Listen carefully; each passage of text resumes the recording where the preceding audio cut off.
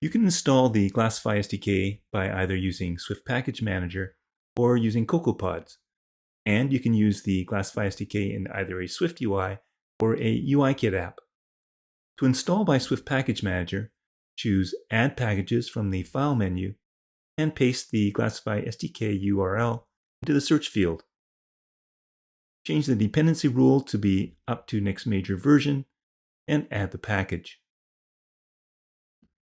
To initialize Glassfy with your Glassfy app ID, you can find that on the Glassfy setup page.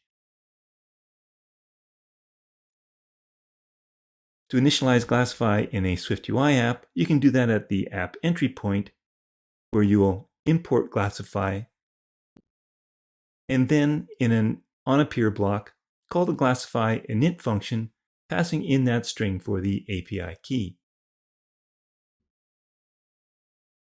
To install via CocoaPods, you'll need to have CocoaPods installed on your computer. Then open a terminal application and cd to your project location and issue the pod init command.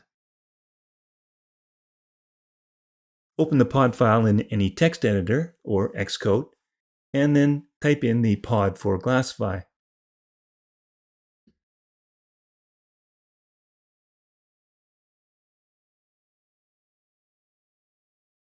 Save and return to terminal, and then issue the pod install command.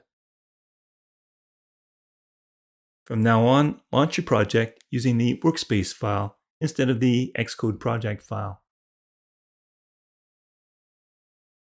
This is a UIKit application and it has an app delegate.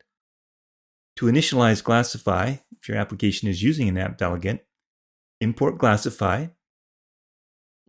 Make sure that you have that API key from your Glassfy settings. Then call the same Glassfy function as before in the didFinish launching function of the app delegate.